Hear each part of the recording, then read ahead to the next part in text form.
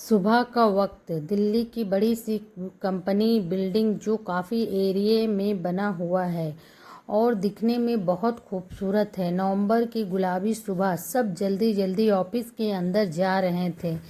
तभी 3 black car office के सामने आकर रुकी। एक गार्ड ने जाकर जल्दी से दरवाज़ा खोला तो उसमें से सूट बूट पहने, चश्मा लगाए राहुल अग्निहोत्री निकलता है, जिसके चेहरे पर एक ताप था और रौबदार चाल के साथ वो लिफ्ट की तरफ चल दिया।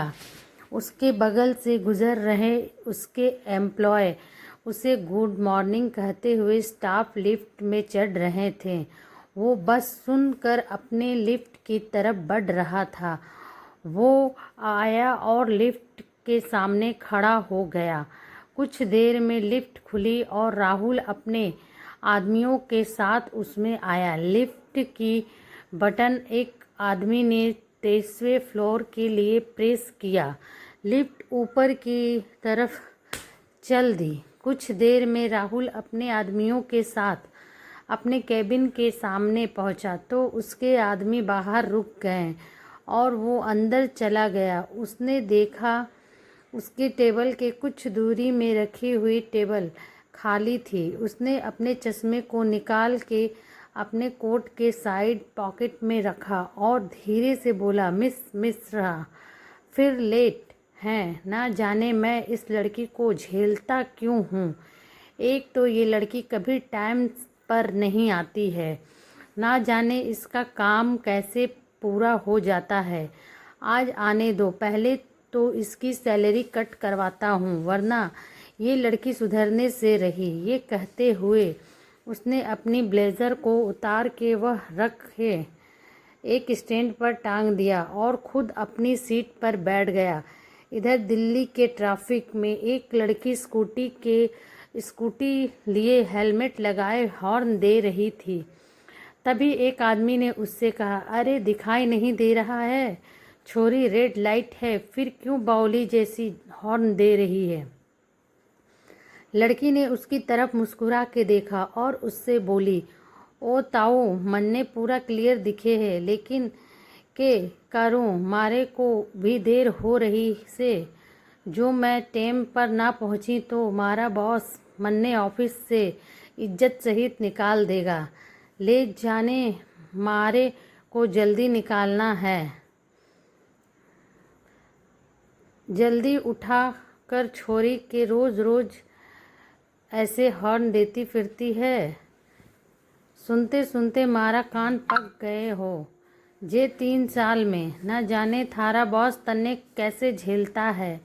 मैं तो कहता हूँ निकाल दे, कम से कम हम तो बचेंगे। ये कहते ही उस लड़की ने उसकी तरफ घूर के देखा और उससे बोली, पहली बात, अगर आपकी ये बात सच हुई तो मैं आपको खोज के मारूंगी।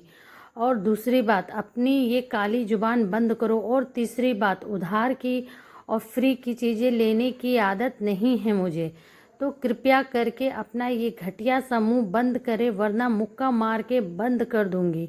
बड़े आए मुझे नौकरी से निकालने वाले, मेरा खर्चा जैसे ये निकालेंगे। ये कहते हुए उसने ग्रीन सिग्नल देखा और अपनी स्कूटी राइट साइड टर्न मार के चली गई।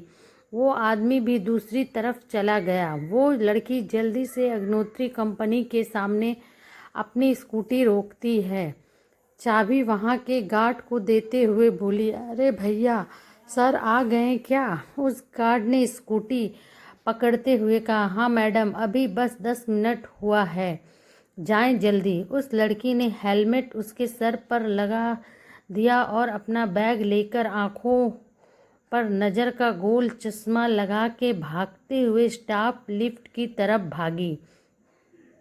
पर जब तक वह पहुंचती उससे पहले लिफ्ट चली गई थी। उसने वक्त देखा तो 10:15 हो गया था। उसने वक्त को देखकर कहा, जब तक लिफ्ट वापस आएगी तब तक तो बहुत लेट हो जाएगा। एक काम करती हूँ, सर के लिफ्ट से चली जाती हूँ। सर को कैसे पता चलेगा?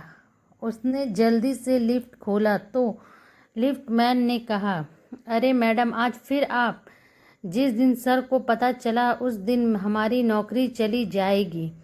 उस लड़की ने अंदर आते हुए कहा, अरे भैया जी, जब हम बताएंगे ही नहीं तो सर को पता कैसे चलेगा। ये ले बादाम खाएं, इससे याददाश्त अच्छी होती है और हमें जल्दी से केबिन तक ले चले, नहीं तो आज सच में मेरी नौकरी गई।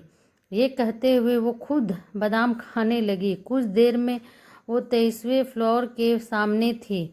वो जल्दी से बाहर आई और सबको गुड मॉर्निंग कहते हुए केबिन का डोर खोलते हुए सामने राहुल को देखकर बोली, गुड मॉर्निंग सर, सॉरी वो थोड़ा लेट हो गया। राहुल कोई फाइल देख रहा था। उसने नज़रें नीचे की हुआ था। कहा, आप थोड़ा नहीं पूरा आधा घंटा लेट हैं मिस मिश्रा। वैसे आपकी नॉलेज के लिए बता दूं, इस कंपनी का मैं बॉस हूं। लेट मुझे आना चाहिए और आप मेरी पर्सनल सेक्रेटरी, आपको जल्दी आना चाहिए। लेकिन यहाँ देखकर लगता है ये कंपनी आपकी है और मैं आपका पर्सनल सेक्रेटरी हूँ। उसके ये कहने पर मिस मिश्रा ने मन में कहा, मेरी ऐसी किस्मत कहाँ जो आप मेरे सेक्रेटरी हों और मैं इस कंपनी की मालकिन। काश ऐसा होता तो इस वक्त मैं बिस्तर में सो रही होती और आपसे काम करवा रही होती। खड़ूस कहीं का, खुद तो सोता नहीं है और हमारी नींद भी खराब कर देता है। राहुल ने उसे देखते हुए कहा, वैसे अगर आपका सपना देखना खत्म हो गया हो तो याद दिला दूं कि आज 12 बजे हमें होटल रेडिसन पहुंचना है। वहां लंच पर हमारी एक मीटिंग है। 12:30 बजे क्लाइंट आएगा और 1 बजे फ्री होना है। मुझे कहीं जाना है आज। मिस मिश्रा ने अपना बैग अपनी टेबल पर रखते हुए कहा, डोंट वरी सर, मैंने सारी फाइल कंप्लीट कर लिया है और प्रेजेंटेशन भी रेडी है। आप फिक्र मत करें, मैंने अच्छे से देख लिया है सब कुछ। ये कहते हुए वो अपनी जगह पर बैठ गई। राहुल अपना काम करने लगा। मिस मिश्रा का पूरा नाम गायत्री मिश्रा था।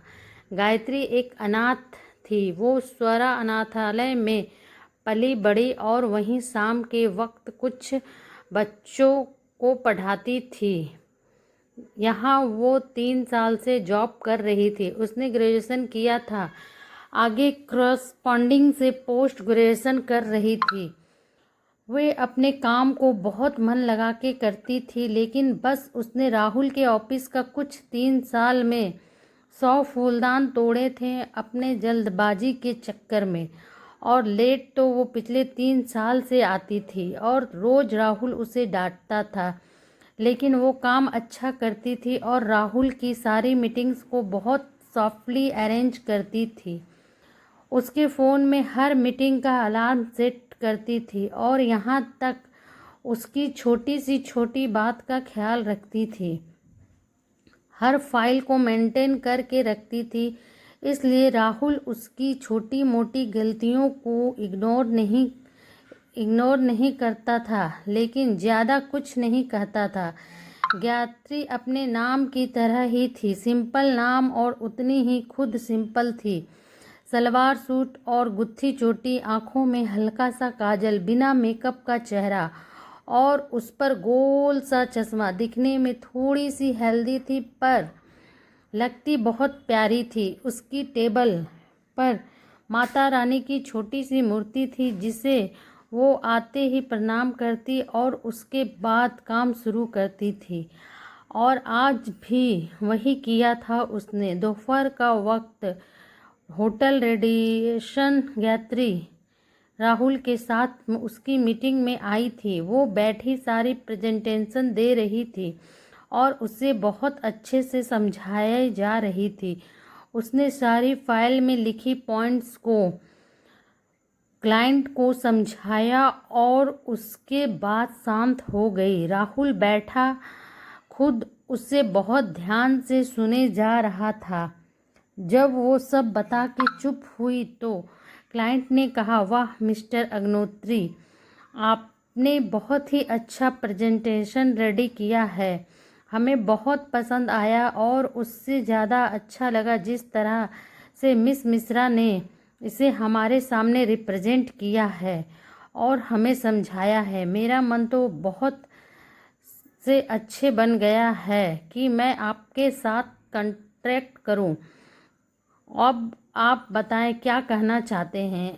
राहुल ने कहा, मैं क्या बोलूँगा, अगर आपको ओके है तो हम इस डील को आगे बढ़ाते हैं और आप पेपर रीड करके साइन करके दे दें हमें।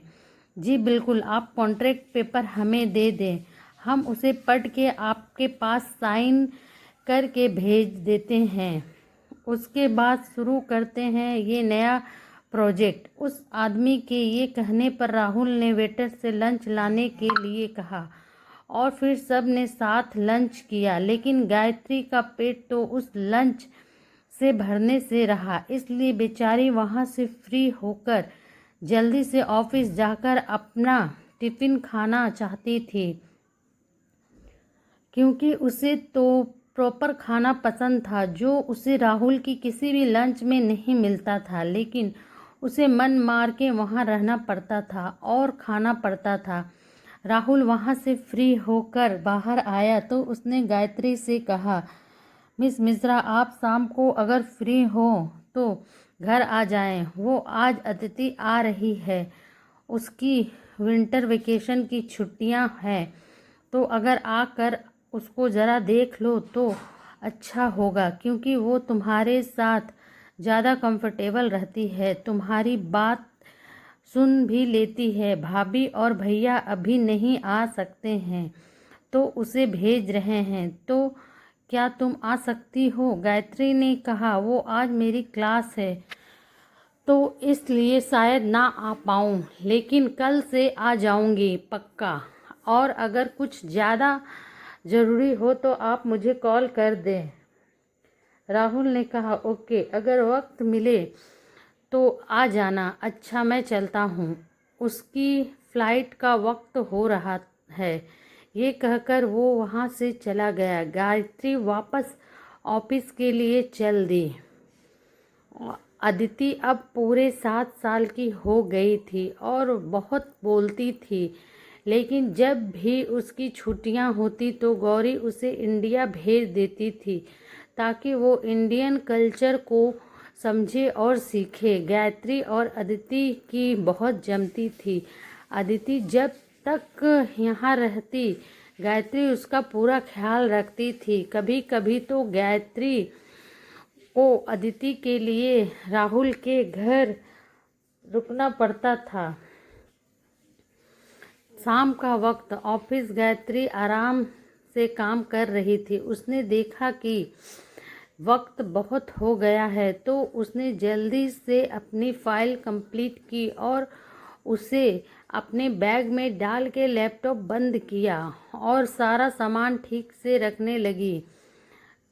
तभी केबिन का दरवाज़ा खुला। एक लड़की टाइट जीन्स पहने, हील वाली सैंडल, क्रॉप टॉप और उस पर जैकेट पहने अंदर आई। उसके कर्ली बाल पीछे की तरफ लहरा रहे थे। उसने अंदर आकर गायत्री से कहा, हे राहुल कहाँ है? गायत्री ने उसे देखते हुए कहा, गुड मॉर्निंग, गुड इवनिंग सारा मैम। वो सर तो घर चले गए, आज अदिति आई है ना तो इसलिए जल्दी चले गए। सारा ने उसकी बात सुनकर कहा, अदिति आई है, पर इसके बारे में राहुल ने तो मुझे नहीं बताया, तो ये सब कैसे? वैसे कोई बात नहीं, मैं घर चली जाती हूँ। यह कहकर वो वहाँ से चली गई। गायत्री ने उसके जाने के बाद देखा तो 6:15 हो गया था। उसने अपना बैग लिया और अपनी शॉल को ओढ़ते हुए वो कैबिन से बाहर निकल आई और लिफ्ट से सीधे नीचे आई। जब वो नीचे आई तो देखा एक लड़की उसकी स्कूटी के पास खड़ी थी और उसका वेट कर रही थी। गायत्री ने जल्दी से उसके पास आते हुए कहा, सॉरी यार, हम तो भूल ही गए थे कि तुम भी आज हमारे साथ चलोगी। वैसे कब से खड़ी हो, तुम यहाँ पर फ़ोन क्यों नहीं किया? ये कहते हुए उसने स्कूटी में चाबी लगाई और बैठ गई। वो लड़की उसके पीछे बैठते हुए बोली, अभी आए हैं, सोचा तुम्हारा वो खड़ूस बॉस तुम्हारे साथ होगा, इसलिए मैंने फ़ोन नहीं किया। चलो, बच्चे इंतज़ार कर रहे होंगे। गायत्री ने उसके कहने पर स्कूटी आगे बढ़ा दिया। ये गायत्री की इकलौती दोस्त थी स्नेहा, जो उसके दुख दर्द खुशी हर लम्हे में साथ देती थी। दोनों ने दिल्ली में एक फ्लैट ले रखा था जिसमें वो दोनों साथ रहती थीं। दोनों ही अनाथ थीं, लेकिन अपने पैरों पर खड़ी थीं। इधर राहुल अदिति को लेकर अपने घर आ गया था। अदिति ने उससे कहा, गायत्री दीदी कैसी हैं? वो मुझे लेने क्यों नहीं आई? राहुल ने उसका सामान नौकरों को देते हुए कहा, वो बिजी थी इसलिए नहीं आ पाई, लेकिन आप चिंता मत करो, कल वो आपसे मिलने आएंगी। अभी आप फ्रेश हो जाओ, साथ में मिल के खाना खाते हैं। अदिति ने जाते हुए कहा, मैं अभी फ्रेश होकर आऊँगी, उसके बाद मैं आपसे बहुत ज़रूरी बात करूँगी, वो भी उस सारा के बारे में जिससे आप शादी करने का मूड बना चुके हैं और जो मुझे बिल्कुल नहीं पसंद है। इतना कहकर वो रुकी और पीछे मुड़ के देखते हुए उसे बोली, वैसे पसंद तो वो बुआ, माँ और दादी को भी नहीं, पर फिर भी आप उससे आटे की दुकान से शादी कर रहे हैं। सोचें आपकी कैसी, आप मुझे कन्विंस करते हैं, तब तक मैं आती हूँ। यह कहकर वो चली गई। राहुल ने उसके जाने के बाद गहरी सांस लेते हुए कहा, सबको कन्विंस कर सकता हूँ लेकिन इसे नहीं, ना जाने अब क्या होगा। गायत्री, काश तुम यहाँ होती। ये कहकर वो अपने कमरे में चला गया। सो फ्रेंड, आपको ये स्टोरी कैसी लगी? अगर आपको इसके आगे की स्टोरी सुननी है तो प्लीज़ मुझे कमेंट करके बताएं कि आपको आगे की स्टोरी सुननी है, तो मैं उसे फिर लाऊंगी। Thanks for watching.